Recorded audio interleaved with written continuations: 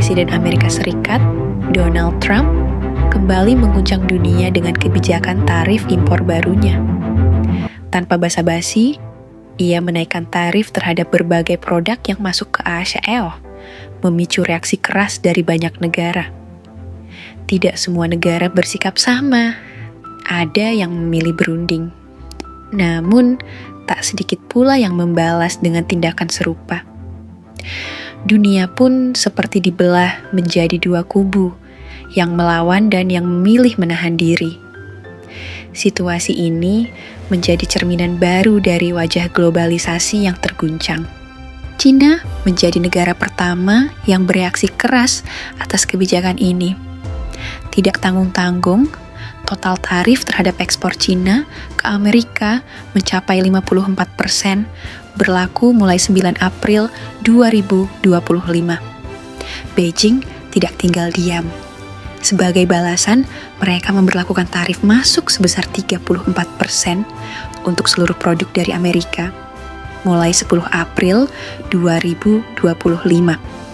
Langkah ini bukan hanya tindakan ekonomi semata, tetapi juga pesan kuat bahwa Cina tidak akan tunduk terhadap tekanan sepihak yang dianggap bertentangan dengan semangat perdagangan internasional.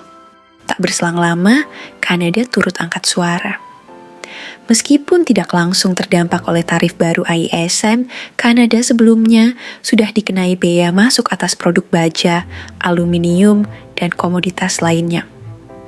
Pemerintah Kanada melalui Perdana Menteri McCartney mengumumkan akan mengenakan tarif sebesar 25% terhadap kendaraan impor dari AS yang tidak sesuai dengan perjanjian dagang trilateral Kanada, AES, Meksiko. Kebijakan ini bisa memengaruhi sektor otomotif senilai 419 triliun rupiah setiap tahunnya. McCartney menyebut tindakan Trump sebagai bencana bagi ekonomi global. Uni Eropa pun tidak tinggal diam. Presiden Komisi Eropa, Ursula von der Leyen, secara tegas menolak pendekatan sepihak ala Trump. Menurutnya, jika ada ketidakseimbangan dalam neraca perdagangan, penyelesaiannya adalah lewat dialog, bukan sanksi.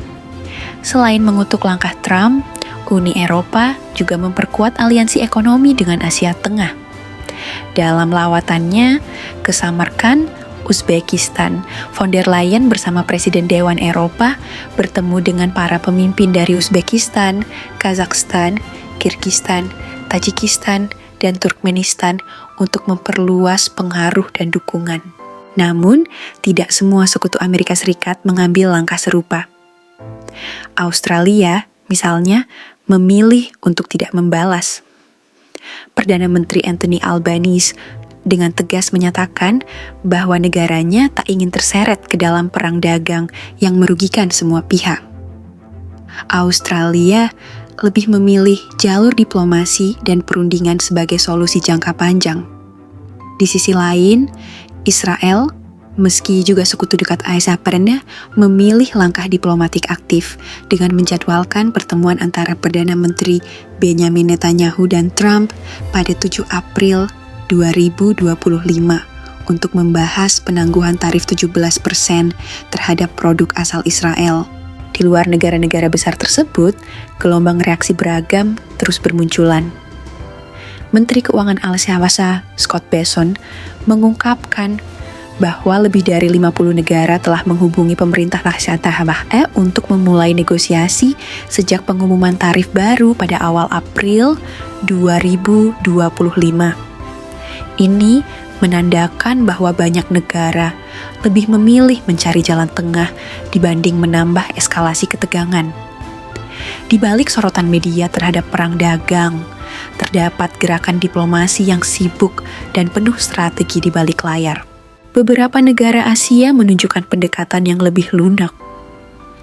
Vietnam secara resmi telah menghubungi Presiden Trump dan berjanji memangkas tarif impor terhadap.